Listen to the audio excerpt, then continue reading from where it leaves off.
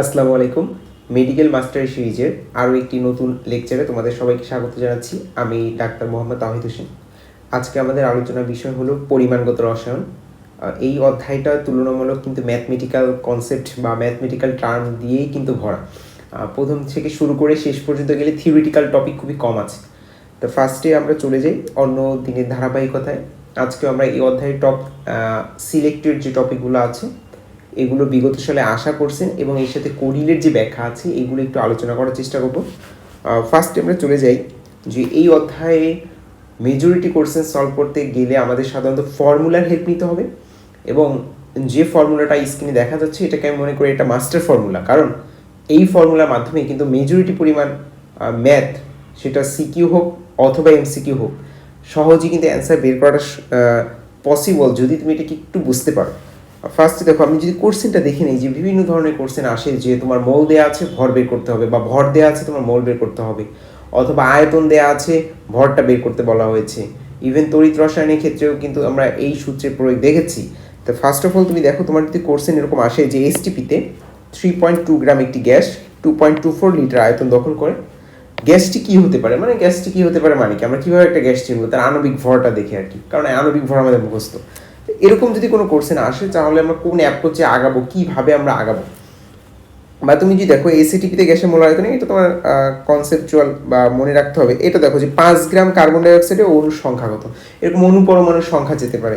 তাহলে তোমার এগুলো জানার জন্য আমরা অলরেডি এই ইকুয়েশনটা সম্পর্কে পরিচিত।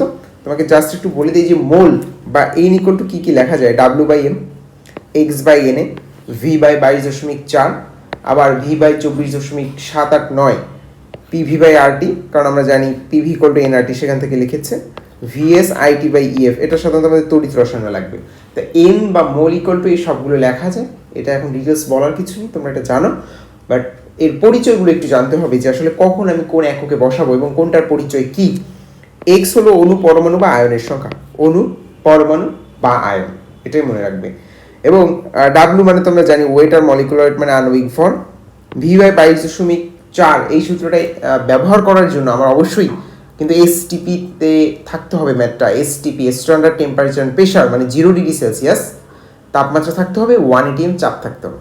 ঠিক একইভাবে N equal to V by 24.789 যদি আমি ইউজ করতে চাই, অবশ্যই ভি কিন্তু লিটারে, এবং 24.789 তখনই বসাতে পারবো যখন কোশ্চেনে এসিটিপি বলা থাকবে। আইদার কিন্তু আমরা এটা ইউজ করতে পারবো না। পিভি বাই আরটি এটা আমরা জানি, PV equal to NRT. VS এই কোশ্চেনটা খুব ব্যবহৃত হয় তোমার সিকিউ এর ক্ষেত্রে। N equal to VS, V মানে ভলিউম, এস মানে এখানে ঘনমাত্রা।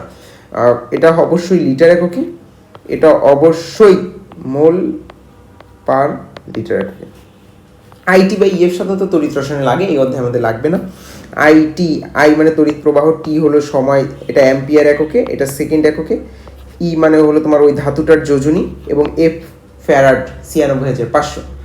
তো এই কোয়েশনটা যদি তুমি মোটামুটি বুঝে থাকো তাহলে এই ম্যাথগুলো তুমি পারবে যে একটি পানির অণুর ভর কত। এরপরে দেওয়া আছে 11 গ্রাম কার্বন ডাইঅক্সাইডে কয়টি অণু আছে প্রমাণ অবস্থায়। প্রমাণ অবস্থা মানে এসটিপি, কিন্তু প্রমাণ অবস্থায় 1.7 গ্রাম অ্যামোনিয়া গ্যাসের আয়তন কত। তো এইরকম যত ম্যাথই তোমার আসুক না কেন, তোমার ইকুয়েশনের কনসেপ্ট সেম থাকবে। দেখো যে একটি পানির অণুর ভর, তোমার কাছে ভর চেয়েছে, একটি পানির অণু মানে সংখ্যা আছে, তাহলে ডাব্লিউ/এম এক্স/এন এ, ডাব্লিউ/এম এক্স/এন এ এতটুকু নিয়ে আমি কাজ করব, মান বসালে আমার অ্যান্সার বেরিয়ে যাবে। বুঝতে পেরেছো? ঠিক একইভাবে প্রমাণ অবস্থা মানে এসটিপি বলেছে, ভর দেওয়া আছে, ডাব্লিউ দেওয়া আছে, আয়তন ভি, তাহলে ডাব্লিউ এবং ভি আমি জাস্ট এটা নিব, ডাব্লিউ/এম ভি বাই 22.4, অ্যান্সার বের। তাহলে এই কনসেপ্ট বা এই ইকুয়েশনটা তুমি যদি জানো তাহলে কিন্তু ম্যাথগুলো বের করা সহজ। এরপরে তুমি নিজে নিজে প্র্যাকটিস করবে। এটা হলো দেখো এসটিপি বলা আছে, ডাব্লিউ এর মান দেওয়া আছে, ভি এর মান দেওয়া আছে, গ্যাসটি কি হতে পারে, তার মানে তুমি এম বের করবে, এম বের করে যেটা আসে। এরপর দেখো এসএটিপিতে গ্যাসের মোলার আয়তন কত, এটা মুখস্থ করতে হয়। এসটিপি এসএটিপি, এসএটিপি তোমরা জানো 24.789, এসটিপি বললে কিন্তু হতো 22.4 লিটার। এখানে একটু তাপমাত্রাগুলো মনে রাখতে হয় যে 0 ডিগ্রি সেলসিয়াস তাপমাত্রা বা এসটিপিতে গ্যাসের মোলার আয়তন কত, 22.4। এবং একদম যদি অ্যাকুরেট বলতে চাও, শুধুমাত্র 4 নয়, 414 414 কিন্তু দশমিকের পরে। 20 ডিগ্রির মানটা সাধারণত মনে রাখলে কিছু ম্যাথ যখন 20 ডিগ্রি এমসিকিউ বলা থাকে তখন এটা ডিরেক্ট ইউজ করে অনেক ম্যাথ মেলানো যায় 24.040। তাছাড়া এটা মনে রাখার দরকার হয় না। তবে 25 ডিগ্রি বা এসএটিপিতে 24.789 এটা কিন্তু বিগত সালে কোশ্চেন এসেছে যে এসএটিপিতে গ্যাসের মোলার আয়তন 24.789। 5 গ্রাম কার্বন ডাইঅক্সাইডের অণুর সংখ্যা এখন পারবে। সেম এই ইকুয়েশন কনসেপ্ট। অর্ধমোল কার্বন ডাইঅক্সাইড গ্যাসে অক্সিজেন পরমাণুর সংখ্যা কত? বলো অর্ধমোল, বলেছে অর্ধমোল কার্বন ডাইঅক্সাইড গ্যাসে অক্সিজেন পরমাণু। অর্ধমোল তাহলে 1 মোল যদি আমি চিন্তা করি 1 মোল কার্বন ডাইঅক্সাইডে যদি হয় তাহলে আমার অক্সিজেন পরমাণু দেখো দ্বিগুণ আছে, কিন্তু যদি অর্ধমোল বলা হয় তাহলে কিন্তু অ্যাভোগাড্রোর সংখ্যক, তাহলে অ্যান্সার কিন্তু এটা কিন্তু ম্যাথ করা লাগে না, থিওরিটিক্যালি চিন্তা করলে কিন্তু অ্যান্সার বেরিয়ে যায়। সেম 500 ml ডেসিমোলার দ্রবণে দ্রবীভূত সোডিয়াম কার্বনেট মানে Na2CO3 এর পরিমাণ কত গ্রাম? গ্রাম চেয়েছে। ওকে ফাইন, তাহলে আগে আমরা একটু কনসেপ্ট করে নিই। অনেকবার এসেছি কিন্তু বিগত সালে অনেকবার এসেছে। তাহলে ফার্স্টে তোমার পরীক্ষার হলে কোথাও যদি ডেসিমোলার আছে তাহলে পরীক্ষা হলে যে কোনো কিছু থাকতে পারে, তোমার মোলার, সেন্টিমোলার, ডেসিমোলার, সেমিমোলার যে কোনোটাই হতে পারে। তাহলে মনে রাখতে হবে যে মোলার 1m, সেন্টি মানে 10, 0.01 মানে 100, 1/100 equal to 0.01 m centimolar. Deci মানে 10 দিয়ে ভাগ 0.1 এবং সেমি মানে অর্ধেক, সেমিফাইনাল মানে কি ফাইনালের অর্ধেক, জিতলে ফাইনাল উঠে যাবে। তাহলে সেমি বললে 0.05, তাহলে ডেসি বলা আছে তাহলে ঘনমাত্রা দেওয়া আছে 0.1। Okay fine 0.1। দ্রবণ সোডিয়াম কার্বনেট Na2CO3 ভর 106 বের করলাম। কত গ্রাম ডাব্লু চেয়েছে, তাহলে অবশ্যই আমার এখানে একটু ইকুয়েশনটা চেঞ্জ হবে কারণ এখানে ঘনমাত্রা দেওয়া আছে। আমরা ঘনমাত্রার একক আছে 9টা, কি বললাম ঘনমাত্রার টোটাল একক আছে 9টা নিয়ে আমরা আলোচনা করব। বাট এখানে যেহেতু মোলারিটিতে আমরা পেয়েছি এই সূত্রটা এখন জেনে নেই যে C equal to W into 1000/mv, মোলারিটির ইকুয়েশন এটা। তো এখানে সব কিছুই দেওয়া আছে, ডাব্লু এর মান বের করতে হবে। আমি একটু ডিটেলস বলতে চাই যে এখানে এম আসলে কোন এককে, ডাব্লুটা কোন এককে, আর ভি কোন এককে, সিটা আমরা আসলে পাচ্ছি কোন এককে, কারণ ঘনমাত্রা 9টা এককের ভিতরে মোলারিটির ইকুয়েশন হলো এটা। কারণ molarity, molality, normality, PPM, PPB, PPT এবং পার্সেন্ট দিয়ে 3টা, টোটাল 9টা একক জানা জরুরি। ম্যাথ আসে 3টা থেকে। এরপর 250 মিলিলিটার সেন্টিমোলার, সেন্টি বলেছে, 1/100 0.01। কত গ্রাম ডাব্লু চেয়েছে? ভি এর মান দেওয়া আছে 250 ml। অক্সালিক অ্যাসিডের ভর 60 আমরা জানি। অক্সালিকের সংকেত H2C2O4, বা যদি একটু ভদ্রভাবে আঁকতে চাই আমরা অক্সালিক অ্যাসিড মানে কিন্তু COOH। তাহলে আমরা এখানে কিন্তু সবই দেওয়া আছে যে ডাব্লু বের করতে হবে, ভি আছে, তাহলে আমরা কিন্তু লিখতে পারি যে C equal to W into 1000/mv, সব মানই কিন্তু এখানে দেওয়া আছে। Fe2CO3 অম্লত্ব কত? ইনভ্যারিয়েবলি কোশ্চেনে আসবে যে একটা যৌগ দিয়ে বলবে যে এর অম্লত্ব কত, এর ক্ষারত্ব কত, ক্ষারকত্ব কত। তাহলে এখন অম্লত্ব ক্ষারকত্ব যদি থিওরিটিক্যাল ভাবে চিন্তা করতে চাই তাহলে আমাদের ইকুয়েশন দিতে হয় যে 1 মোল ওই অ্যাসিডকে প্রশমিত করতে যত মোল ক্ষার লাগে ওইটাই কিন্তু ওই অ্যাসিডের ক্ষারকত্ব। একটু কঠিন হয়ে গেল। আবার ঠিক একইভাবে ক্ষারকত্ব হলো 1 মোল ওই ক্ষারকে প্রশমিত করতে যতটুকু অ্যাসিড লাগে। তো এখন পরীক্ষার হলে তো ইকুয়েশন লিখে বের করাটা কিছুটা কঠিন, কমপ্লিকেটেড। তো এই জন্য আমরা একটা টেকনিক ফলো করতে পারি যে অ্যাসিডের সাধারণত হয় ক্ষারকত্ব এবং ক্ষারের কিন্তু হয় অম্লত্ব, এক্সচেঞ্জ কিন্তু কথা। তো সেই হিসাবে অ্যাসিড H+ সংখ্যাটাই হলো ক্ষারকত্ব। কি বললাম? অ্যাসিডের H+ সংখ্যাই তার ক্ষারকত্ব। যেমন HCl, H2SO4, H3PO4, H3PO4, PO3PO4, তাহলে H+ এর যতগুলো সংখ্যা আছে, যে H+ যে কয়টা সেইটাই তার ক্ষারকত্ব। তবে এক্সেপশন আছে এখানে অবশ্যই। এক্সেপশনটা কি? H3PO4, H3PO3, H3PO2, 4, 3, 2। খেয়াল করো যে অক্সিজেন যে কয়টা সেখান থেকে 1 মাইনাস যাচ্ছে, 4 থেকে 3, 3 হলে 2, 2 হলে 1। কিন্তু কথাগুলো একটু মনে রাখতে হবে, কারণ আবার এটা অনেকে গ্যাঞ্জাম করা শুরু হবে, এটা কি অ্যাসিড না ক্ষার। এটা জাস্ট অ্যান্সার মিলানোর জন্য আমরা এই এক্সেপশনটাকে একসাথে রেখেছি যে তুমি অ্যাটলিস্ট অ্যান্সার দিয়ে আসতে পারো যে এটা এক্সেপশন, ভুল করার কোনো সুযোগ নেই। যে PO4 থাকলে 3, 3 থাকলে 2, 2 থাকলে 1। তাহলে ক্ষারকত্ব যদি আমাকে একটা অ্যাসিড দেয় যে H2SO4 এর ক্ষারকত্ব কত, বা H+ সংখ্যা 2টা, তার মানে 2। HCl এর ক্ষারকত্ব কত, বা H+ একটা আছে মানে 1। এবার যদি ক্ষার বলে তাহলে তার অম্লত্বটা বের করতে হবে, বা অম্লত্ব ঠিক একইভাবে এটা যদি H+ সংখ্যা হয় এর OH- সংখ্যা, CO2 মানে কপারের অক্সাইড, ক্যালসিয়ামের অক্সাইড, মানে দ্বিযোজী ধাতুর যে অক্সাইডগুলো আছে এদের ক্ষেত্রে মনে রাখবা 2। দ্বিযোজী ধাতুর অক্সাইড যে ক্ষারগুলো আছে এদের ক্ষেত্রে অম্লত্ব কিন্তু হলো 2। আর Fe2O3 Al2O3 মনে রাখবা 3 দুগুণে কত, 6, 3 দুগুণে 6। এখন থিওরিটিক্যালি যদি তুমি চিন্তা করো যে এগুলো আসলে কি মুখস্থ, হ্যাঁ একটু বলা যায় মুখস্থ, বাট তুমি এই যে Al2O3 প্লাস HCl এদের বিক্রিয়া যদি করাও, AlCl3 যোগ H2O, এখন যদি তুমি সমতা করতে চাও, এখানে 1 মোল Al2CO3 কে সমতা করে দেখো, এখানে 6, এখানে 3, তাহলে অ্যালুমিনিয়াম দেখো Cl3 মিলে গেছে। তাহলে এখন এই 1 মোলকে প্রশমিত করতে কিন্তু আমরা 6 মোল হাইড্রোক্লোরিক অ্যাসিড রাখছি, তো এই জন্য এর অ্যান্সারটা কিন্তু 6। তো এখন পরীক্ষার হলে যদি বের করতে কষ্ট হয় তুমি ওই 3 দুগুণে 6 বলেছি এভাবে দাগাবে, 3 দুগুণে 6 মনে রাখার জন্য যে 3 গুণ 2 = 6। এখানে তুল্য সংখ্যা নিয়ে একটু কথা বলা আছে, যে তুল্য সংখ্যা ওদের ভেরি ভেরি বেসিক কনসেপ্ট। তুল্য সংখ্যা জানলে কিন্তু কেমিস্ট্রির অনেক জিনিস সহজ হয়ে যায়। সেটা তুমি অ্যাসিডের তুল্য সংখ্যা জানতে হয়, ক্ষারের তুল্য সংখ্যা জানতে হয়, তারপরে তোমার লবণের তুল্য সংখ্যা জানতে হয়, আবার ওদিকে জারক বিজারকের তুল্য সংখ্যা জানলে ওই লাস্টের প্রশ্নটা আবার একদম ইজি হয়ে যায়। তো সেই হিসেবে তুল্য সংখ্যা সম্পর্কে একটু ধারণা থাকা জরুরি। তুল্য সংখ্যা এক জায়গায় করা আছে তোমাদের বইয়ে, এক জায়গায় কিন্তু তুল্য সংখ্যা গোছানো নেই। তবে তুল্য সংখ্যা জানলে কিন্তু অনেক কোশ্চেনের অ্যান্সার তুমি খুব সহজে করতে পারবে। ফার্স্ট অফ অল দেখো যে কোনো যৌগের তুল্য সংখ্যা নির্ণয় সহজ পদ্ধতি। প্রথম কথা, যদি তোমার ধাতু হয়, কি বলবো, যদি ধাতু হয়, ধাতুর ক্ষেত্রে যোজনীর মানটাই তার তুল্য সংখ্যা নির্দেশ করে। কি বললাম, যোজনীর মানই তার তুল্য সংখ্যা নির্দেশ করে। যেমন ক্যালসিয়াম বলেছে, তাহলে ক্যালসিয়ামের ক্ষেত্রে 2, বা ক্যালসিয়াম না, আমি যদি বলি সোডিয়াম একটা ধাতু, এর যোজনী 1, তাহলে তুল্য সংখ্যা 1। সেকেন্ড, তুমি যদি দেখো যে অধাতুর ক্ষেত্রে একটু কথাটা আলাদা, সেটা হলো যোজনী ইন্টু অণুতে পরমাণু সংখ্যা। কি বলেছি, যোজনী ইন্টু অণুতে পরমাণু সংখ্যা। বা কেমন, মনে করো তোমাকে যদি বলা হয় যে অক্সিজেন O2 বা হাইড্রোজেন H2, এটা কি ধাতু না অধাতু? অবশ্যই অধাতু। এখন এদের যদি তুল্য সংখ্যা তোমাকে জিজ্ঞেস করা হয়, তাহলে যোজনী, হাইড্রোজেনের যোজনী 1, ওকে ফাইন, 1 ইন্টু অণুতে পরমাণু সংখ্যা, হাইড্রোজেন যে গ্যাস, এর অণুতে 2টা পরমাণু আছে, তাহলে গুণ দিয়ে 2, তাহলে H2 এর জন্য কিন্তু তুল্য সংখ্যা 2, 1 বলা যাবে না।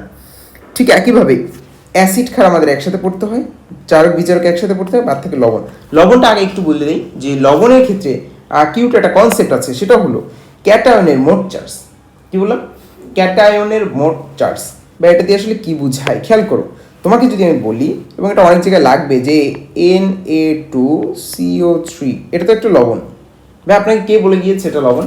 সাধারণত লবণ চেনার সহজ উপায় যে এটার 2টা পোর্শন, একটা পজিটিভ একটা নেগেটিভ। তো একটা অ্যাসিড থেকে আসবে, একটা ক্ষার থেকে আসবে, কারণ আমরা জানি ভেরি বেসিক কনসেপ্ট যে একটা অ্যাসিড এবং একটা ক্ষারের বিক্রিয়ায় লবণ এবং পানি উৎপন্ন হয়। ওকে ফাইন, তাহলে Na2CO3 এটা তো একটা লবণ, কারণ Na2CO3 কারণ কার্বনিক অ্যাসিড আর সোডিয়াম হাইড্রোক্সাইডে বিক্রিয়া এসেছে, তাহলে এটা লবণ। তাহলে তোমাকে যদি বলি যে তুল্য সংখ্যা কত, তুমি বলো ক্যাটায়নের মোট চার্জ, বা ক্যাটায়ন তো সোডিয়াম আছে 2টা, তাহলে Na2CO3 এর তুল্য সংখ্যা 2।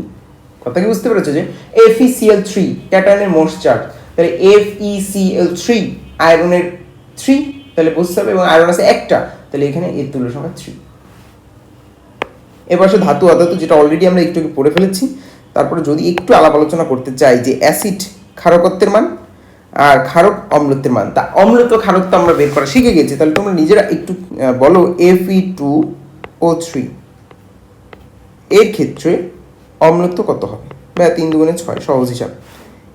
Al2O3 ব্যাস হয়, CuO 2, ক্যালসিয়ামের অক্সাইড 2, H2SO4 2, HCl 1। তাহলে বের করা সহজ না তুল্য সংখ্যা, বাট জারক বিজারক যদি বলে এদের জন্য একটু ডিফিকাল্ট।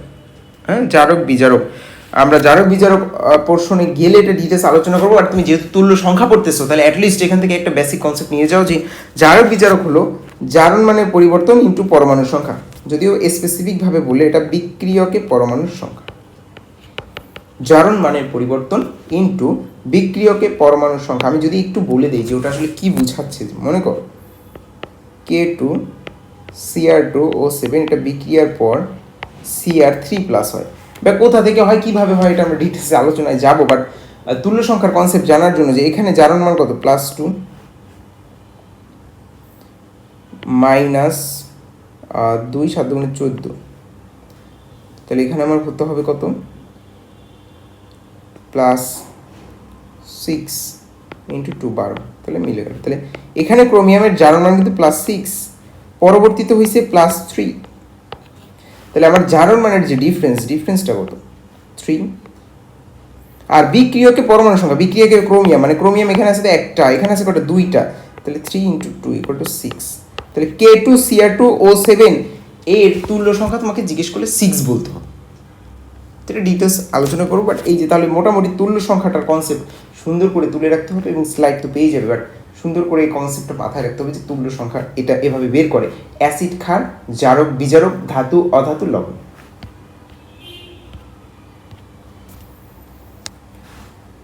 এবার দেখো নেক্সট যে 500 ml 0.5 m NaOH দ্রবণে ডেসিমোলার দ্রবণে পরিণত করতে কত মোল পানি লাগে, খেয়াল করো। এটা কিন্তু অসওয়াল্ডের লঘুকরণ সূত্র, লঘু করতে চাইছে, মানে আয়তন দেওয়া আছে, ঘনমাত্রা দেওয়া আছে, মানে একটা পাত্রে তো 50 ml 0.5 m ডেসিমোলার দ্রবণে পরিণত করতে চাই, মানে আগে কিন্তু সেমিমোলার ছিল, এটাকে ডেসিমোলার করতে চাই, তাহলে অবশ্যই ঘনমাত্রা কমাইছে। তার মানে আমার কি করতে হবে, উপরে পানি ঢাললেই না জিনিসটা আস্তে আস্তে ঘনমাত্রাটা কমে আসবে, লঘু হয়ে আসবে। তাহলে কতটুকু পানি তুমি যুক্ত করতেছো, এটার জন্য সূত্র হলো V1S1 = V2S2। তাহলে V1 50, এটা V1S1, V2S2। তাহলে পরবর্তীতে আমার আয়তন আসছে 200 ml, ঘনমাত্রার 0.1 বানাইতে আমার আয়তন লাগতেছে 200 ml, বাট আগে ছিল আমার দ্রবণে কিন্তু 500 ml, তাহলে আমার কিন্তু এক্সট্রা 150 ml পানি যোগ করতে হচ্ছে। তাহলে পরীক্ষার হলে পানি যোগ করার কথা থাকলে কিন্তু অ্যান্সার দাগাতে হবে 150 ml, কেউ 200 দাগাবে না। দ্রবণের মোলারিটির একক কি, মোলারিটি মোল পার লিটার। যদিও মোলার ঘনমাত্রার একক আমি বলেছি যে 9টি আছে টোটাল, আমরা 9টা নিয়ে এখন ডিটেলস আলোচনা করব।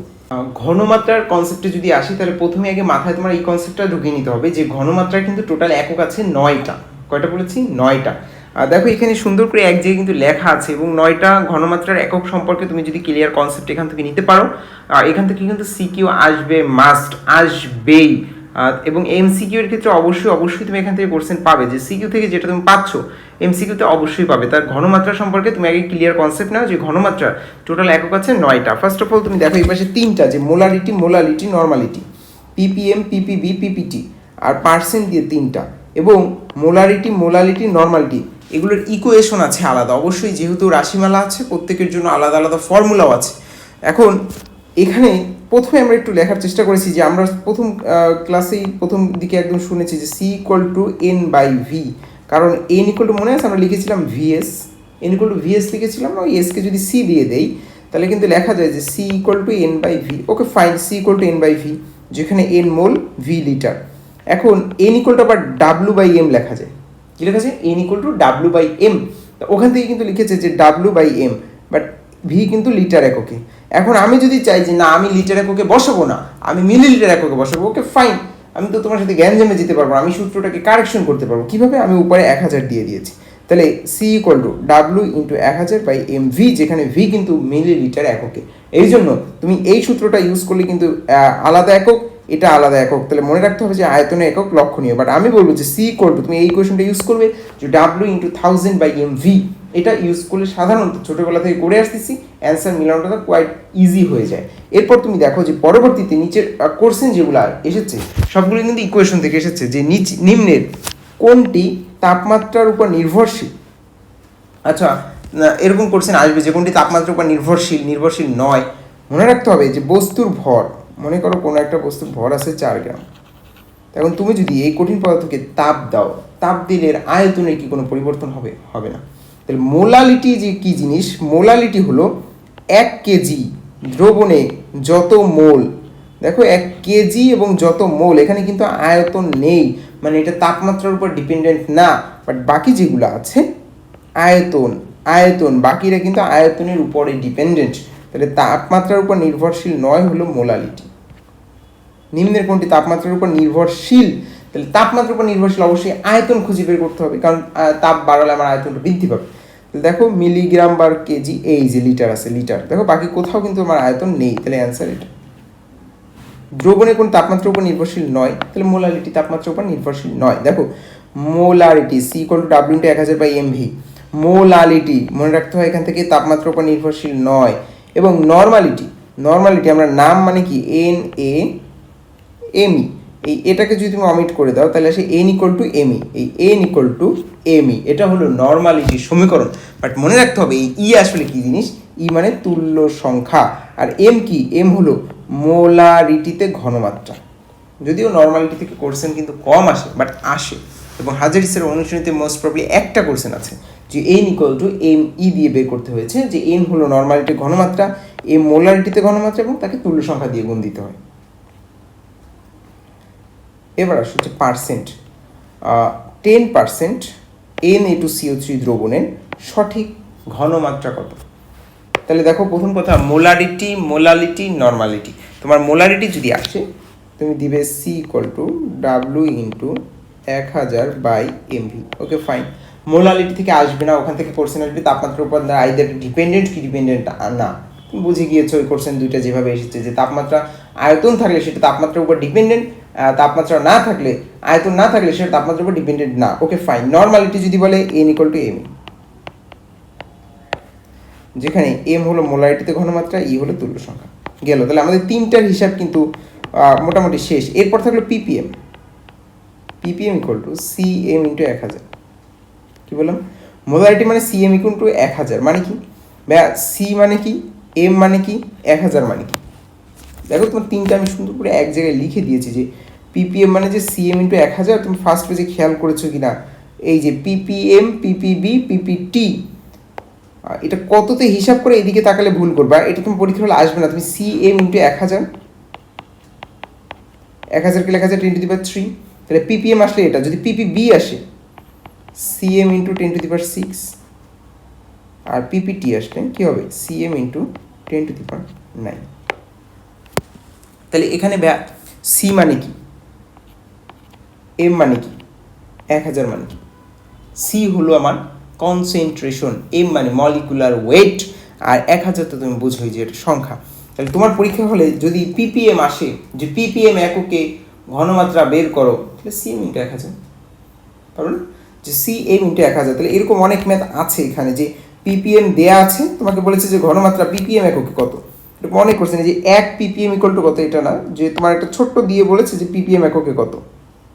এই যে শর্ট টেকনিক, তুমি এভাবে পরীক্ষার হলে বের করবে যে ppm equal to cm into 1000, যেখানে c মানে কি কনসেন্ট্রেশন, মানে ঘনমাত্রা। তাহলে ppm এও তো একটা ঘনমাত্রা, তার ভিতরে আবার ভাই ঘনমাত্রা, হ্যাঁ, বাট ওটা একক আলাদা, মোলারিটিতে ঘনমাত্রা। তাহলে এবং মলিকুলার ওয়েট, m মানে হলো molecular weight, cm into 1000। This equation directly can be used both in CQ and MCQ. তুমি দুটোটা ক্ষেত্রেই এই ইকুয়েশনটা ইউজ করতে পারবে ফুল মার্কের জন্য। আর এটা অলরেডি আমরা পড়ে ফেলেছি, যে মোলার বলে বুঝে নিতে হবে 1m, ডেসি বলতে 0.1 এবং সেমি বলে 0.5। এবার আসো পার্সেন্টেজ। তাহলে মোটামুটি molarity, molality, normality, PPM, PPB, PPT, মোলারিটিতে ঘনমাত্রা বের করা। পিপিএম থাকলে কিভাবে মোলারিটিতে নেব, সিএম ইন্টু 1000, পাবো না?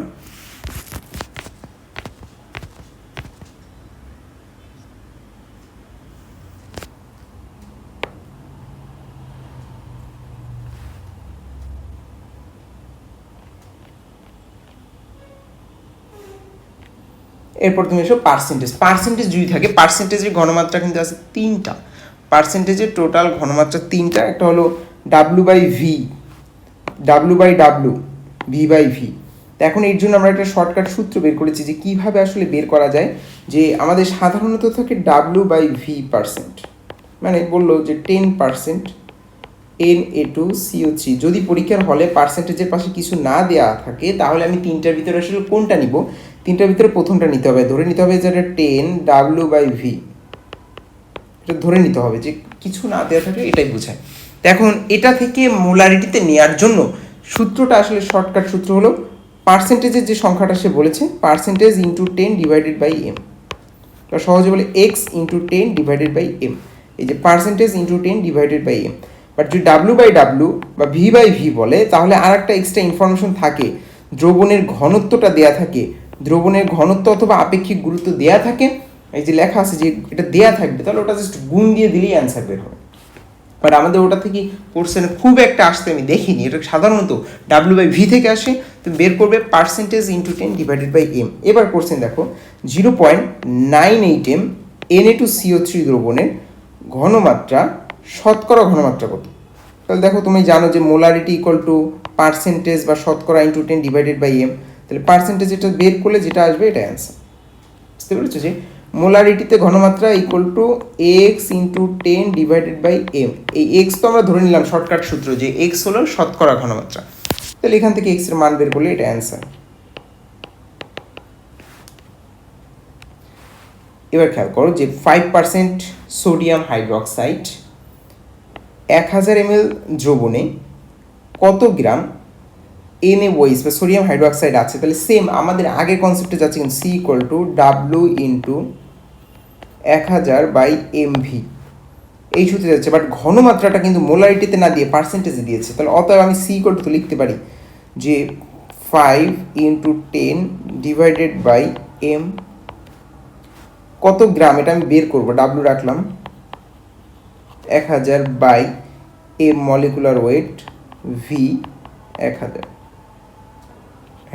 তাহলে এখান থেকে আমি যদি একটু হিসাব নিকাশ করি x এর মানটা বের করি, এটা কিন্তু উত্তর। কারণ আমার ঘনমাত্রাটা কিন্তু পার্সেন্টেজে দেওয়া ছিল, আমি এটা মোলারিটিতে নিয়ে নিয়েছি, কারণ মোলারিটি ইকুয়েশন আমি জানি C equal to W into 1000/mv। But আমার ঘনমাত্রাটা পার্সেন্টেজ দিচ্ছে, যখনই 5%, আমি যখন স্টুডেন্ট ছিলাম আমি কিন্তু পার্সেন্টেজ দেখে ভয় পেতাম যে কি 1 কত 100 কত এইসব কেমিস্ট্রিতে হিসাব করতে আসলে কেমন একটু ক্রিটিক্যাল মনে হয়। বাট যখনই পার্সেন্টেজ আসবে, তোমার মাথায় যখন কনসেপ্ট আছে যে ঘনমাত্রার একক আছে, টোটাল বলেছে যে 9টা একক আছে, তাহলে বুঝে নিতে হবে এটা ঘনমাত্রা।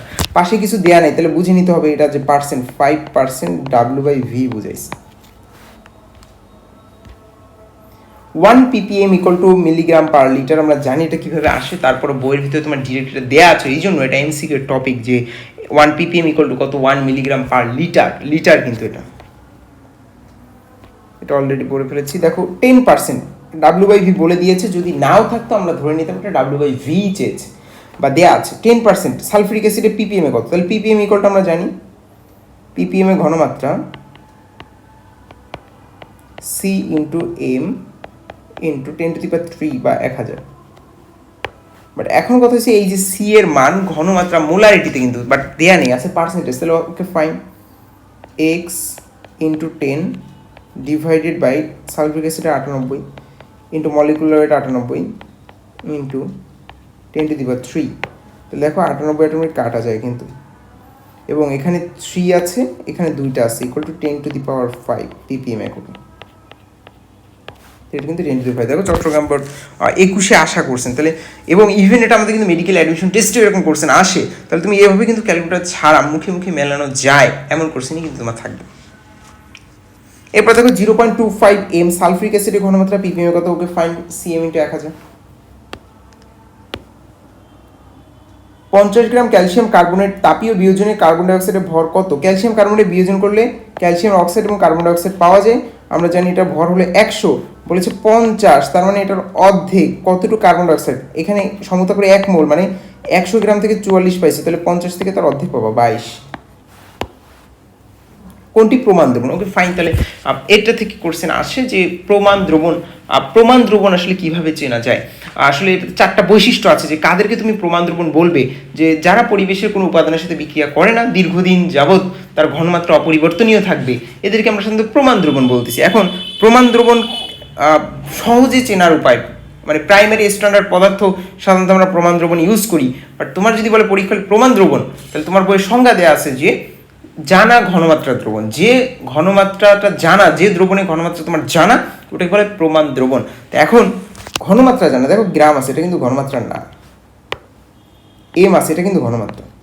এটা লিটার জানো, এটা মিলিলিটার আয়তন জানো। তাহলে যেটা তুমি ঘনমাত্রাটা জানো, প্রমাণ দ্রবণ মানে অবশ্যই আমার তার ঘনমাত্রাটা জানা থাকতে হবে। এখানে বাকিদের কিন্তু ভর আছে, লিটার আছে, এগুলো দিয়ে কিন্তু তুমি ঘনমাত্রা বের করতে পারবে না। তাহলে ঘনমাত্রাটা যখন জানা হবে তখন সেটাকে বলবা প্রমাণ দ্রবণ। নিচের কোনটি প্রাইমারি স্ট্যান্ডার্ড পদার্থ? ওই যে আমাদের সহজ হিসাব যে 4টা বৈশিষ্ট্য বললাম, যে প্রাইমারি স্ট্যান্ডার্ড পদার্থ, নিচের কোনটি প্রাইমারি স্ট্যান্ডার্ড পদার্থ, কোন দিয়ে দীর্ঘভাবে সংরক্ষণ করা যায়, সব বাতাসে অপরিবর্তনীয় থাকে, সবগুলারই কনসেপ্ট কিন্তু সেম, 4টাই। তা মনে রাখতে হবে যে প্রাইমারি স্ট্যান্ডার্ড পদার্থ, দেখো প্রাইমারি স্ট্যান্ডার্ড পদার্থ কারা, এক্সাম্পল দেওয়া আছে। সেকেন্ডারি স্ট্যান্ডার্ড পদার্থ কারা, এক্সাম্পল দেওয়া আছে। এমসিকিউ এর জন্য আমরা কি ফলো করি, যে এই সিএল বাদে যাদের নামে সি থাকবে তারাই প্রাইমারি স্ট্যান্ডার্ড পদার্থ। জানি না এটার সাথে সবাই পরিচিত, যে যাদের নামে সি থাকবে আর নট কার্বন ডাইঅক্সাইড, সি থাকলেই হবে। যেমন তুমি খেয়াল করো যে ট্রাইটেশনে কোন যৌগ প্রমাণ দ্রবণ তৈরি করা যায় না, দেখো এখানে সি আছে, এখানে সি আছে, এখানে সি আছে, তার মানে এরা 3টে কিন্তু প্রাইমারি স্ট্যান্ডার্ড পদার্থ। প্রাইমারি স্ট্যান্ডার্ড পদার্থে প্রমাণ দ্রবণ তৈরি করা যায়, তাহলে অ্যান্সার হবে এটা। খেয়াল করো বাতাসে অপরিবর্তনীয় থাকে, দেখো সি আছে, সি আছে, এখানে কিন্তু সি নাই, এখানে সি নাই, এখানে সি নাই, অ্যান্সার এটা। এরপর মনে করো কোশ্চেন যদি না পড়েও তুমি অ্যান্সার দিতে যাও, দেখো এখানে সি আছে, অ্যান্সার এটা। আমি তো কোশ্চেন পড়তেছি না, দেখো এখানে সি আছে, এই সিএল বাদে সি, কিন্তু এটা এই সিএলটা কিন্তু এক্সেপশন ছিল, তার মানে এটা বাদ যাবে, এটাই সি না, এটাই সি নেই, অ্যান্সার। তাহলে তুমি যদি এখন কোশ্চেনও না পড়ো, কোশ্চেন কি আছে, নিচের কোনটি প্রাইমারি স্ট্যান্ডার্ড, যাই হোক তুমি এখন কোশ্চেন না পড়লে অ্যান্সার দিতে পারবা যে এই সিএল বাদে সি থাকলে তারা প্রাইমারি স্ট্যান্ডার্ড পদার্থ, দীর্ঘদিন বাইরে সংরক্ষণ করা যায়, পরিবেশে কোনো উপাদানের সাথে বিক্রিয়া করবে না, অপরিবর্তনীয় অবস্থায় থেকে যাবে, এআই মেইনলি হলো প্রাইমারি স্ট্যান্ডার্ড সাবস্টেন্স বা প্রাইমারি স্ট্যান্ডার্ড পদার্থ। এরপর দেখো 0.1 m, এটা কিন্তু সিকিউ এর কোশ্চেন। 0.1 m HCl দ্রবণ, এমসিকিউ তো এসেছে।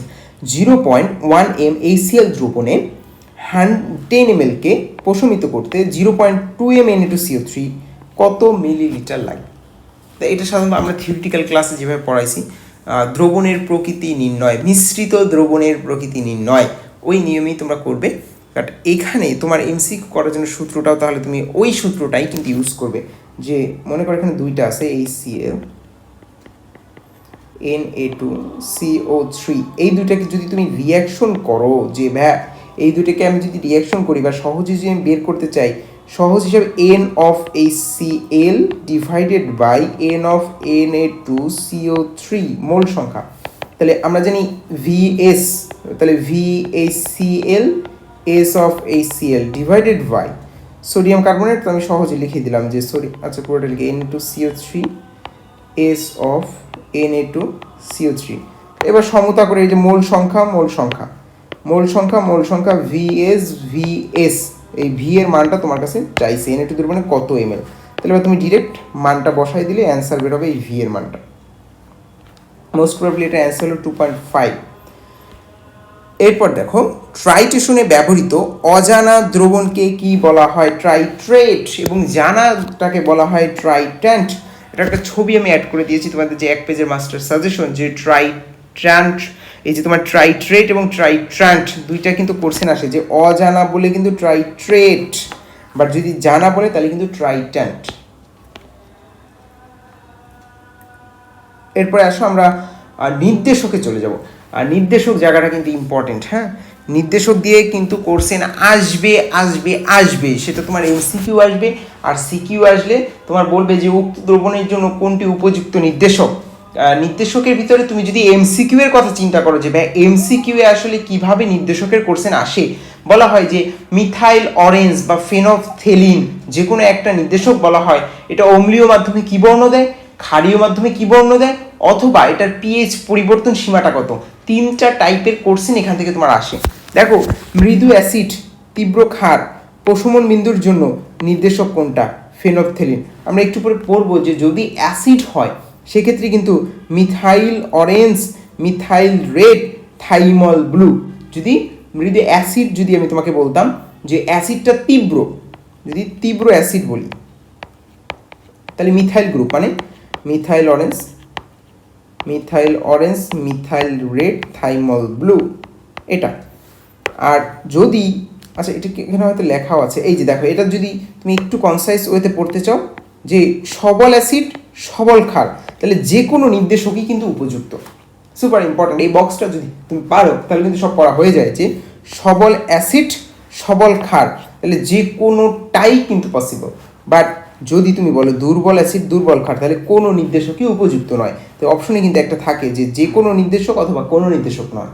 তাহলে সবল যদি দুইটা হয় তাহলে যে কোনো নির্দেশক হবে, দুর্বল যদি হয় কোনোটাই হবে না। তাহলে ভাই আসল ঝামেলা এখানে যে সবল অ্যাসিড দুর্বল ক্ষার, তাহলে methyl group, methyl orange, methyl red, সাথে থাইমল ব্লু অ্যাড করে নিবা, থাইমল ব্লু। আর যদি বলে দুর্বল অ্যাসিড দুর্বল ক্ষার, তাহলে ফেনফথেলিন।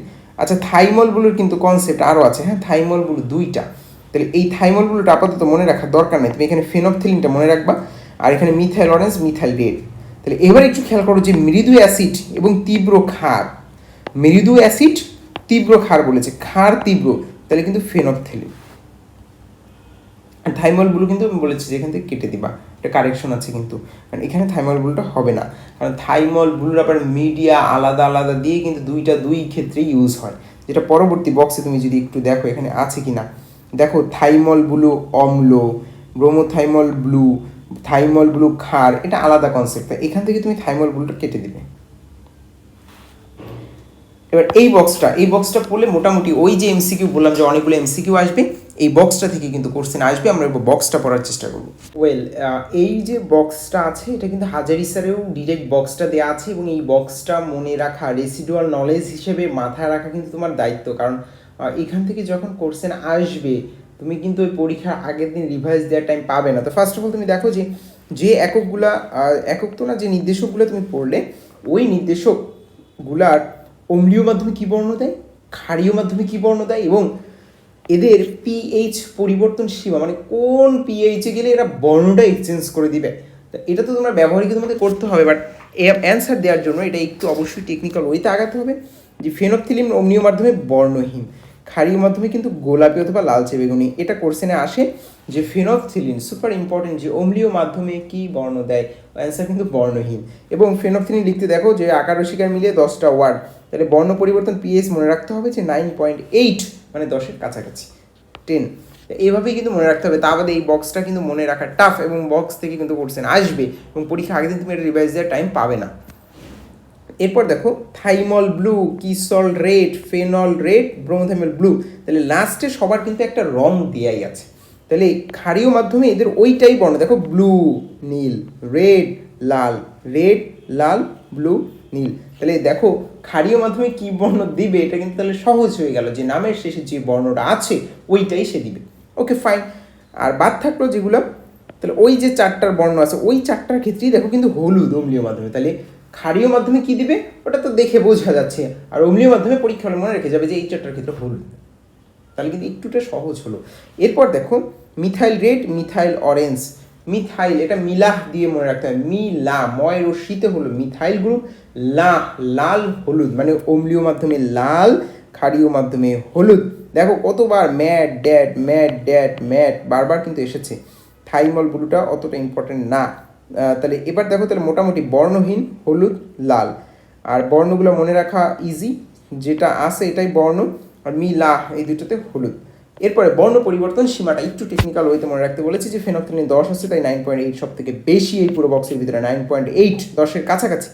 এরপর একটু খেয়াল করো ক্রিসল রেড, ফেনল রেড, দুইটা লাল, যে ক্রিসল রেড, ফেনল রেড, একটু খেয়াল করো 7.2, 6.8, 8.8, 8.4, এই যে দুই ভাই ক্রিসল রেড এবং ফেনল রেড, এদের দুইজনের ডিফারেন্সটা কিন্তু 0.4। খেয়াল করো 7.2, 6.8 এর 0.4 ডিফারেন্স, আবার 8.8, 8.4 এখানে কিন্তু 0.4 ডিফারেন্স, তাহলে টোটাল ডিফারেন্সটা কিন্তু 0.4।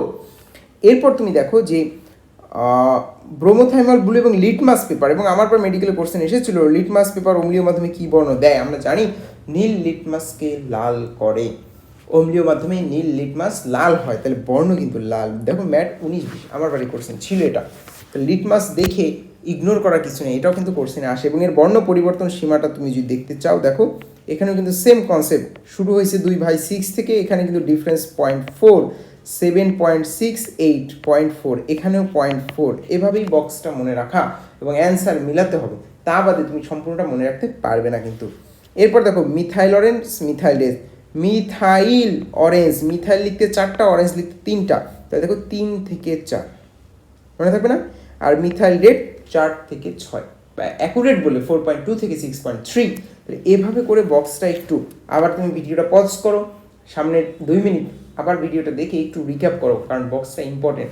আমরা সাধারণত টাইম শর্টের কারণে একটু কিন্তু কনসেপচুয়াল ডিপনেসের ভিতরে ঢুকি নাই রিভিউ ক্লাসে, কারণ তোমার অনুশীলনী কোশ্চেন সলভ করা হয়েছে, তোমাকে বই পড়ানো হয়েছে, এমসিকিউ সলভ করানো হয়েছে। এখন আমরা জাস্ট ওখান থেকে সিলেক্টেড টপিকগুলো রিভাইজ দিচ্ছি, এবং আমরা চেষ্টা করতেছি যতটা বেসিক থেকে, যেমন আমরা শুধু কোশ্চেন অ্যান্সার মিলাচ্ছি না যে ও আচ্ছা এটার অ্যান্সার এটা, এটার অ্যান্সার এটা, না, ওই কনসেপ্টের সাথে যেটা করি, যেটা আলোচনার চেষ্টা করতেছি। তারপর তুমি যদি ভিডিওগুলো একাধিকবার দেখো, আমাদের মেইন টার্গেট হলো অন্য যেগুলো কোর্স থেকে আলাদা করার জন্য যে রেসিডুয়াল নলেজ হিসেবে যে টপিক থেকে কোশ্চেন আসে ওইটার রিলেটেড যে টপিক আছে এটা রেসিডুয়াল হিসেবে তোমার মাথায় অলওয়েজ থাকা, যে রাস্তাঘাটে দেখা হলে তোমাকে জিজ্ঞেস করলে যেন তুমি অ্যাটলিস্ট অ্যান্সারটা তখন মাথা থেকে দিতে পারো। আলটিমেট ইন্টার লাইফটা কিন্তু এমনই, কারণ ক্লাস 10 থেকে তুমি যে বই পড়ে আসতেছো, ছোটো একটা বই, ওটা কিন্তু পরীক্ষার 2 দিন আগে রিভাইজ দেওয়া শুরু করলে পড়া যায়, বাট ইন্টারে কিন্তু বইয়ের সাইজ কিন্তু অনেক বড়, ভলিউমগুলো কিন্তু অনেক বড়। এই জন্য রেসিডুয়াল নলেজ ব্যতীত তুমি পরীক্ষার আগে কিন্তু যে রিভাইজ দেওয়ার ওই স্কোপটা তুমি পাবে না। তোমার সিনিয়র যে ভাইয়াপুরা আছে যারা বিভিন্ন ভার্সিটিতে, বিভিন্ন মেডিকেলে, বিভিন্ন ইঞ্জিনিয়ারিং ইউনিভার্সিটিতে আছে, তাদেরকে জিজ্ঞেস করবে, তারা কিন্তু আলটিমেটলি রেসিডুয়াল নলেজ বা কনসেপ্ট থেকেই অ্যান্সার দিচ্ছে। পরীক্ষার আগে রিভাইজ দিয়ে খুব একটা বেশি মনে আসা সম্ভব না, লার্জ সিলেবাস। তার সাথে আমাদের মাইন্ড এখন বিভিন্ন সোর্সে divert, phone device, electronic device, আমাদের স্লিপিং সাইকেল, ঘুমের সাইকেল ঠিক নেই, বা মাল্টিটাস্কিং, বিভিন্ন কারণে আমাদের ব্রেন কিন্তু আগের মতো অতটা শার্প নেই। তো সেই হিসেবে এখানে তুমি যদি ক্র্যাক করতে চাও, তোমার রেসিডুয়াল নলেজ বাড়াতে হবে, বারবার প্র্যাকটিস করতে হবে, একই জিনিস বারবার শুনতে হবে। দরকার তুমি একাধিক জনের কাছ থেকে শুনো, নো প্রবলেম, বাট তোমার মাথার রেসিডুয়াল নলেজটা ইনক্রিজ করতে হবে। মিথাইল রেডের বর্ণ পরিবর্তন সীমা কত? মিথাইল দেখো, ওই যে আমরা বলেছিলাম 4 থেকে 6, এটা 7 থেকে 4, মানে অ্যাকুরেট তো না, এক এক বই এক এক রকম আছে, যেটা কাছাকাছি মেলে। মিথাইল অরেঞ্জ বলেছি, মিথাইল 4, অরেঞ্জ 3, তাহলে 3 থেকে 4। তো কতবার এসেছে, কতবার, এগুলো বারবার আসবে। অম্লক্ষার ট্রাইটেশনের সমাপ্ত বিন্দু ফেনফথেলিন হলো 10, এই দেখো এটা 9.8 ছিল, এখানে 10। সম আয়তনের 1m KOH এবং 1m H2SO4 এর দ্রবণের প্রকৃতি, এটা খুবই একটা টেকনিক্যাল কোশ্চেন। এটা ইভেন কোশ্চেন না করে কিন্তু এটা অ্যান্সার দেওয়া যায়, মানে ম্যাথ না করে। তো এটা আমি বলেছি মাথা খাটো, তোমাদের মাথায় কতটুকু বুদ্ধি পারলে দেখো তো, কেউ কনসেপ্ট দেখো, তাকিয়ে বোঝা যাচ্ছে যে আসলে কোনটা অ্যান্সার। H2SO4 KOH, তোমাকে একটু আমি ক্লু দিই, সমতা করলে এর সামনে 2 যাবে, এর সামনে 1 আসবে। এবার তুমি এটা মাথা খাটিয়ে অ্যান্সার দাও যে মিশ্রিত দ্রবণের প্রকৃতিটা কী হবে, মানে লাস্টে কি অ্যাসিড থেকে যাবে না ক্ষার থেকে যাবে? অ্যাসিড থেকে গেলে অম্লীয়, ক্ষার থেকে গেলে ক্ষারীয়। সেম সম আয়তনে NaOH H2SO4 আসে কিন্তু। তো এটা মাথা খাটিয়ে তোমরা একটু চিন্তা ভাবনা করো, নিজেরা অ্যান্সার দিতে পারবে। তারপর যদি না পারো তাহলে আমি বলে দিচ্ছি। কোবাল্ট আছে, অ্যামোনিয়া আছে 6টা, আয়ন 3+। বলেছে কেন্দ্রীয় পরমাণুর জারণ মান, মানে কোবাল্টের জারণ মান চাইছে, কেন্দ্রে আছে কোবাল্ট, তাহলে কোবাল্টের জারণ মান তুমি X ধরে নাও, NH3 এর জারণ মান তো 0 হয়ে গেল, ইকুয়াল টু +3, অর্থাৎ X ইকুয়াল টু +3। সহজ, এটা তো এত সহজে অ্যান্সার কোশ্চেন দেওয়ার কথা না। আচ্ছা, বোর্ডে এসেছে। K4FeCN6 ভেরিসায়ানাইড জটিল যুগে আয়রনের জারণ মান কত? তাহলে এটা দেখো +1 × 4 প্লাস আয়রনে তুমি ধরে নাও X, সায়ানাইডের -1 কিন্তু, তাহলে +-6, অতএব X ইকুয়াল টু তোমার কত আসে, +6 - 4 ইকুয়াল টু +2। পারকলোরিক HClO4 কেন্দ্রীয় মৌলের জারণ মান কত? আমরা জানি যে সব থেকে শক্তিশালী পারকলোরিক +7। এটা সহজ। কোনটি বিজারক পদার্থ? এবার কোশ্চেন আসবে যে নিচের কোনটি জারক পদার্থ, নিচের কোনটি বিজারক পদার্থ, ইনভ্যারিয়েবলি কোশ্চেন আসে, এবং নিচের কোনটি জারক বিজারক উভয় হিসেবে ক্রিয়া করে, এটাও কিন্তু কোশ্চেন আসে। তাহলে দেখো, জারক এবং বিজারক আমার কাছে একটু পাজেল লাগতো, এবং ইভেন ভার্সিটি কোর্সে সলভ করতে গিয়ে দেখলাম যে এরকমও কোশ্চেন আসে যে নিচের কোনটি ক্ষারীয় জারক, নিচের কোনটি ক্ষারীয় না, নিচের কোনটি গ্যাসীয় জারক, নিচের কোনটি তরল বিজারক। তা এই অবস্থা দিয়েও কিন্তু কোশ্চেন আসে, তরল, কঠিন, গ্যাস, জারক, বিজারক, শুধু না বলে স্পেসিফিকভাবে বলে দেয়। তা এই জন্য আমি একটা পেজের ভিতর আনার চেষ্টা করেছি যে সব জারক বিজারকের কোশ্চেনের অ্যান্সার যেন তুমি একভাবে দিতে পারো। তা আমরা তো প্রথম বলতাম যে মুখস্থ করো, যে এটা জারক, এই 5টা জারক, এই 5টা বিজারক, মুখস্থ করলে ইন্টার লাইফ ক্লিয়ার। বাট তারপরও তুমি জানার জন্য একটু জেনে রাখবে যে যদি বিপদে পড়ে যাও তখন কি করবে, যে ধাতু নামের শেষে আস যদি থাকে, সালফিউরাস, নাইট্রাস, আস যদি থাকে, থায়ো যেমন sodium thiosulphate Na2H2O3, sodium thiosulphate, অথবা এই যে তিনটা বৈশিষ্ট্য বললাম এরা সাধারণত বিজারক হয়। কি বললাম? এরা সাধারণত বিজারক। বিজারক চেনার শর্টকাট উপায় হলো এটা, যে ধাতু যদি একটা থাকে সেটা বিজারক, নামের সাথে আস থাকলে তারা বিজারক, থায়ো নামের সাথে থাকলে বিজারক। আর একটা গুরুত্বপূর্ণ কথা যে সেটা হলো ধাতুর সংখ্যা যদি অধাতুর সংখ্যার সমান অথবা বেশি হয়। কি বললাম? ধাতুর সংখ্যা যদি অধাতুর সংখ্যার সমান অথবা বেশি হয় তাহলে সেটাও কিন্তু বিজারক। তবে কথা আছে যেটা লাল কালি দিয়ে লেখা, দেখো যে কার্বন এবং হাইড্রোজেনকে ধাতু হিসেবে কল্পনা করতে হবে, কারণ কার্বন হাইড্রোজেন কিন্তু অধাতু, বাট বলছে এদেরকে ধাতু হিসেবে কল্পনা করতে হবে। তোমাকে যদি বলি H2C2O4, এটা কি আইদার জারক অথবা বিজারক, তাহলে তোমাকে বলতে হবে যে এখানে ধাতুর সংখ্যা কত। বলছে হাইড্রোজেন কার্বন এরা নাকি ধাতু, তাহলে ধাতু 4টা, অধাতু 4টা, মানে এই সূত্র ওয়াইজ ধাতু 4টা, অধাতু 4টা, তাহলে ধাতুর সংখ্যা অধাতুর সংখ্যা সমান অথবা যদি বেশিও হতো, আমাদের এখানে সমান হয়ে গেছে, তার মানে এটা একটা বিজারক। তাহলে বিজারক চেনার শর্টকাট উপায় কিন্তু এই যে এই বক্সটা, হ্যাঁ, বিজারক এভাবে চিনতে হয়। এবং জারক বিজারক উভয় হিসেবে ক্রিয়া করে। এই যে বক্স, এটা আমি একটু পরবর্তীতে যখন স্পেসিফিক কোশ্চেন এসেছে তখন আবার বড় করে দিয়েছি যে জারক এবং বিজারক উভয় হিসেবে ক্রিয়া করে। এটা যদি তোমাকে বলা হয় যে জারক বিজারক উভয় হিসেবে ক্রিয়া করে কারা, তো মনে রাখতে হবে যে ছবিটা দেখো, একটা ব্রেকআপের ছবি আছে, স্যাড পোস্ট, ছেলেটা ফুল নিয়ে দাঁড়িয়ে আছে, মেয়েটা চলে যাচ্ছে। তো মনে রাখতে হবে যে, এবং সে দুঃখে কষ্টে বলেছে ও সাথী ফিরবে না হায়। কি বলেছি? ও সাথী ফিরবে না হায়। এখানে কি বোঝায়? ওতে দেখো ওজোন O3, এবং এটা ম্যাট 19-20 কোশ্চেন, আমার বার কোশ্চেন ছিল। নিচের কোনটি জারক বিজারক উভয় হিসেবে ক্রিয়া করে এভাবে না এসে এর জন্য নিচের কোনটি গ্যাসীয় জারক, যদিও গ্যাসীয় হিসেবে এসেছিল, বাট এটা জারক বিজারক উভয় হিসেবে ক্রিয়া করে। O3 সাথী মানে সালফার ডাইঅক্সাইড, ফিরবে না ফেরাস সালফেট, নাতে হলো নাইট্রাস অ্যাসিড HNO2, হাই মানে হাইড্রোজেন পারঅক্সাইড। তাহলে এখানে সব থেকে ইম্পর্টেন্ট যদি বলো O3 পড়তে হবে, SO2 পড়তে হবে, H2O2 পড়তে হবে। এটা তোমরা জানো যে Fe2+ যদি থাকে এটা আয়রন 0 হতে পারে, Fe3+ও হতে পারে। তার মানে এটা জারক বিজারক উভয় মুখস্থ করার দরকার হয় না, বাট এই তিনটা O3 SO2 H2O2 এই তিনটা জারক বিজারক উভয় হিসেবে ক্রিয়া করে আসলে কিন্তু একটা কোশ্চেন আসবে।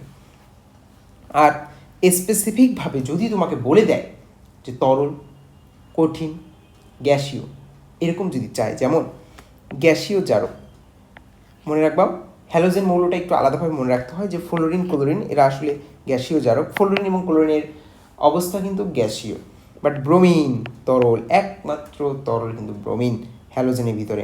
আর কঠিন আয়োডিন, আয়োডিন কিন্তু কঠিন জারক।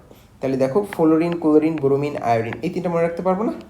আর বিজারক, তরল বিজারক, দেখো বিজারক আমরা বলছিলাম আস, নাইট্রাস, সালফিউরাস, ফেরাস, এস্টারনাস, আর নামে যদি থায়ো থাকে তাহলে এরা কিন্তু বিজারক নামের সাথে থাকে। সকল অ্যাসিড তরল except oxalic acid, oxalic acid বাদে যত অ্যাসিড আছে সবাই তরল। আর সকল লবণ কিন্তু কঠিন পদার্থ। এটা ট্রিক্সটা তোমাদের বইয়ে লিখে রাখবে অথবা তোমাদের স্লাইডটা দেওয়া হবে, বাট আমি বলছি স্লাইড যতই দৃষ্টিনন্দন হোক না কেন, দেখতে সুন্দর, আমার হাতের লেখাও যথেষ্ট কিউট, তারপর আমি বলবো যে তোমার বইয়ে একটু কষ্ট করে তুমি এগুলো লিখে রাখবে, এবং বইটা আমরা যেভাবে দাগায় দিচ্ছি ওভাবে দাগানো থাকে, তাহলে দেখবে যে বইটাও দাগানো আছে, তার সাথে তোমার কনসেপ্টগুলো বইয়ে লেখা আছে, তাহলে বইটা তুমি রিভাইজ দিতে পারবে। এটা তো জাস্ট চটকদার একটা স্লাইড, দেখতে সুন্দর লাগতেছে ও মাই গড টাইপের, বাট তোমার পড়ার জন্য তুমি স্লাইডে আর আসার দরকার নাই। স্বাভাবিকভাবে বলবো তোমার বইটা গুছাও, বইয়েই তুমি লিখে রাখো সব। জারক বিজারক উভয় হিসেবে ক্রিয়া করে, কোনটা? এটাও করে এটাও করে, বাট অ্যান্সার এইটা দেখাবো। হ্যাঁ, দুইটা থাকলে অ্যাপ্রোপ্রিয়েট কিন্তু H2O2।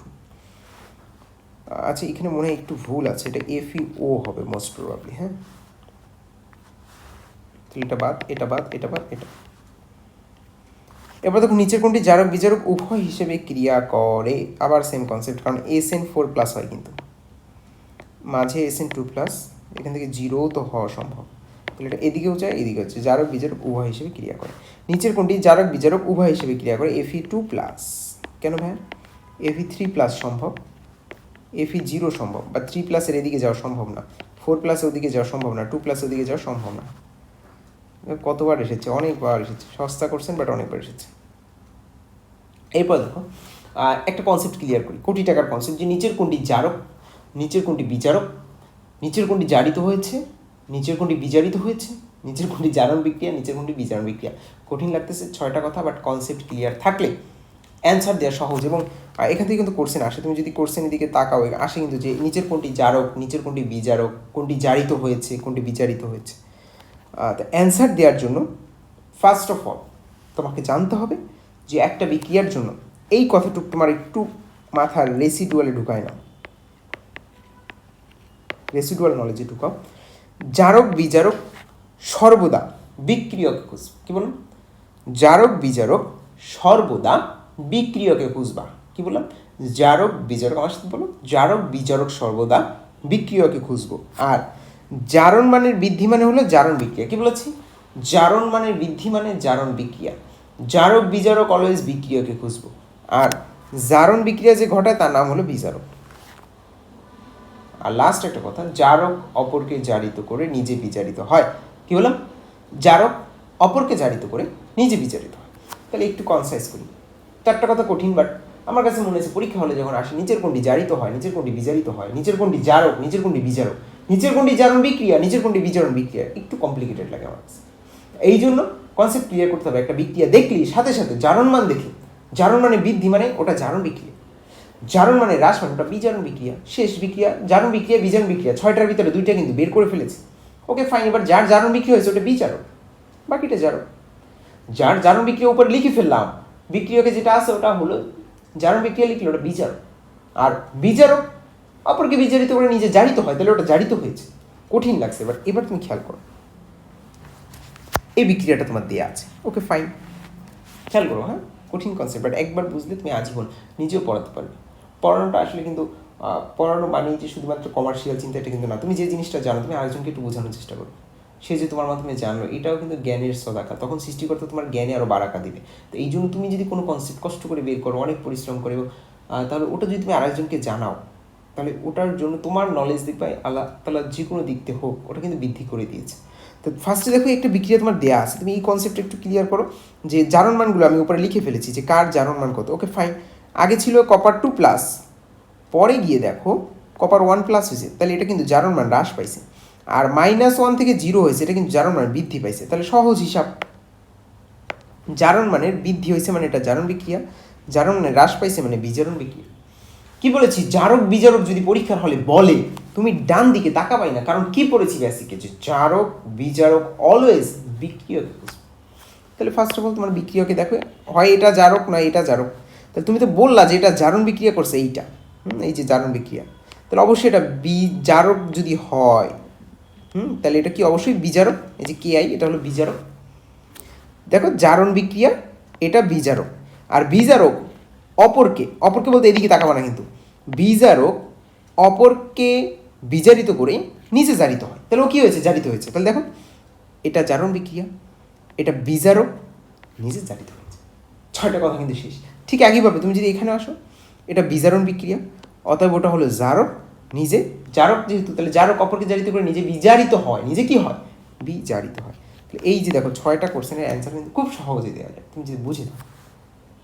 তাহলে কনসেপ্টগুলো আরেকবার একটু বলে দিই, যে জারণ মানে বৃদ্ধি মানে জারণ বিক্রিয়া, জারণ মানে বৃদ্ধি মানে জারণ বিক্রিয়া, জারণ বিক্রিয়া যে করছে বিক্রিয়কের ওটা হলো বিজারক, বিজারক অপরকে বিজারিত করে নিজে জারিত হয়, তার মানে ওটা জারিত হয়েছে। একটু ফাস্ট বলতেছি, বাট বুঝতে পারলে কথাগুলো কিন্তু ইজি। তো এরপরে মোটামুটি আমরা জারণ বিজারণে যদি ঢুকে যাই, বিক্রিয়াকালে KMnO4 কয়টি ইলেকট্রন গ্রহণ করে? 5টি। তো এটা আমরা একটু বুঝাবো যে কীভাবে আমরা মুখস্থ করাবো। জারণ বিজারণের ক্লাসের লিঙ্ক আমি উপরে দিয়ে দিচ্ছি, অবশ্যই জারণ বিজারণের ক্লাস আপনারা দেখবেন। ওটার ভিউ অনেক, তোমার কমেন্ট সেকশন দেখলে দেখবা যে অনেক পজিটিভ কমেন্ট আছে, নেগেটিভ কমেন্ট 2-1টা আছে, স্বাভাবিক থাকবে। বাট জারক বিজারকের এই কনসেপ্ট তুমি যদি জানো, ক্লাসে আমি এই ক্লাসের সাথে অ্যাড করে দিচ্ছি, জারণ বিজারণ এই কনসেপ্ট জানলে তোমার কিন্তু জারণ বিজারণ ইনশাল্লাহ CQ MCQ কোথাও বাঁচবে না। তাও আমি কোশ্চেনগুলো একটু সলভ করে দিই। বিক্রিয়াকালে KMnO4 পরমাণু কয়টা ইলেকট্রন গ্রহণ করে? KMnO4 এখানে জারণ মান +7, বিক্রিয়ার পরে Mn2+ হয়। বিক্রিয়ার পরে কে কি হয়? 5টা আমরা সিলেক্ট করে দিয়েছি যে ইন্টার লাইফে বিক্রিয়ক কি, উৎপাদ কি। তার ভিতরে এটা একটা +7 থেকে +2 হয়েছে, তাহলে আমার পরিবর্তন হবে +5, তাহলে 5টা ইলেকট্রন। সেম K2Cr2O7, K2Cr2O7 বিক্রিয়ার পরে কি হয়, Cr3+। ভাই আপনাকে কে বলেছে আমরা 5টা মুখস্থ, একটু বা লিস্ট দেবো, ওই 5টা মুখস্থ করে যেতে হবে। এখানে +6 জারণ মান, এখানে +3, তাহলে এখানে পরিবর্তন হলো কত, পরিবর্তন হলো 3। আর বিক্রিয়কের পরমাণু সংখ্যা 2, মনে আছে আমি তুল্য সংখ্যা 6 ছিলাম, তাহলে 6, অ্যান্সার 6। এই যে এটা পরীক্ষা হলে আপনি মুখস্থ করে যাবেন, আমি এটা একটু ডিটেলস বুঝিয়ে দিই। দেখো ইন্টার লাইফে এই জারক এবং বিজারক প্রশ্নটা আমি অবশ্যই তোমাকে রিকমেন্ড করবো যে বন্দি পাঠশালায় নিয়ে ক্লাসটা 20 মিনিট ডিউরেশন হলেও এটা তোমার জন্য লাইফ টাইম ইনভেস্টমেন্ট হবে। তুমি অবশ্যই 20 মিনিটের ক্লাসটা আমি লিঙ্ক দিয়ে দিচ্ছি, করে নিবে। তারপরে এমসিকিউ এর জন্য ওই ক্লাসের কনসেপ্ট কিছু আমি বলে দিই, যে তোমার মুখস্থ থাকতে হবে কিছু জিনিস, যেমন কিছু জারক পদার্থ তোমার আছে KMnO4, K2Cr2O7, FeCl3, হ্যালোজেন মৌলগুলো, H2O2টা বাদ দাও, এটা আসলে জারক বিজারক উভয় এখানে আপাতত দরকার নেই। তো এই যে কয়টা আছে এরা আসলে বিক্রিয়া শেষে কি হয় এটা তোমাকে মনে রাখতে হবে, তাহলে দেখবে যে সব সহজ হয়ে গেছে। যে KMnO4 ভাই Mn2+ হয়, K2Cr2O3 Cr3+ হয়, FeCl3 এটা 2+ হয়।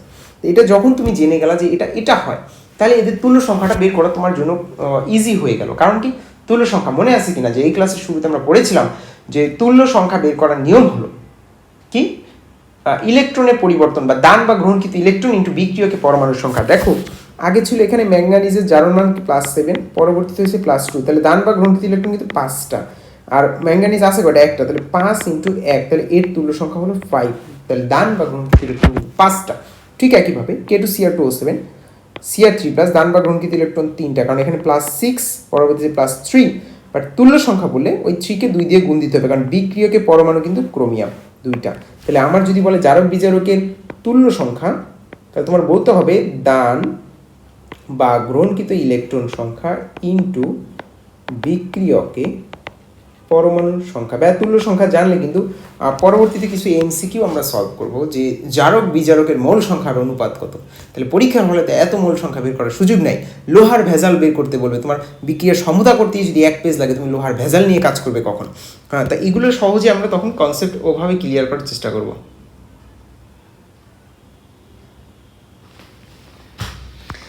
দেখো তাহলে ঠিক একইভাবে তোমার বিজারকের এই জায়গাটাও মনে রাখতে হবে, H2C2O4, FeSO4, potassium iodide, hydrogen sulphide H2S, এরা বিক্রিয়ার পরে কি হচ্ছে, যেমন H2C2O4 কার্বন ডাইঅক্সাইড হয়, FeSO4 থেকে F3+ হবে, Ki থেকে I2, H2S থেকে সালফার। তাহলে এই কয়টা যদি মনে রেখে যাও, তাহলে মোটামুটি জারক বিজারক রিলেটেড যে এমসিকিউ আসবে তো পড়া হয়ে যাবে। যদিও সিকিউ এর কনসেপ্টের ডিটেলস পড়ানো হয়েছে। দেখো একটা বিক্রিয়া দেওয়া আছে, বলা হয়েছে বিক্রিয়াটি H2S এর ভূমিকা কি।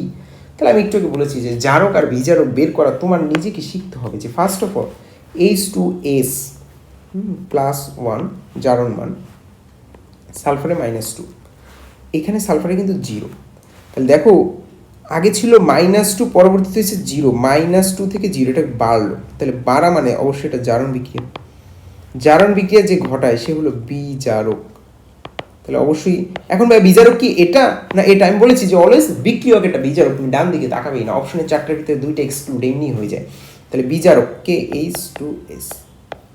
আরও যদি একটু ডিটেলস জানতে চাও ইন ডেপথ, বিজারক অপরকে বিজারিত করে নিজে কি হয়েছে, জারিত হয়েছে। তাহলে অ্যান্সার এখানে বিজারক, একটা অ্যান্সার। সবই জানলাম বাট অ্যান্সারটাও জানি। এই যে কনসেপ্টটা একটু আগে যেটা বললাম, বিক্রিয়াতে যে কোনটা বিজারক আমি বলবো না, নিজেরা পারবা এখন। বিক্রিয়াটিতে কোনটি জারিত হয়েছে, সেম কনসেপ্ট। তাহলে জারিত হয়েছে কে, বিজারিত হয়েছে কে, জারককে বিজারককে, জারণ বিক্রিয়া কোনটা, বিজারণ বিক্রিয়া কোনটা, এখন কিন্তু পারা উচিত। Same concept. এই বিক্রিয়াটা দেখো বহুপদী, মাত্রা সাপোর্ট 2022 কোশ্চেন ছিল, Fe2+।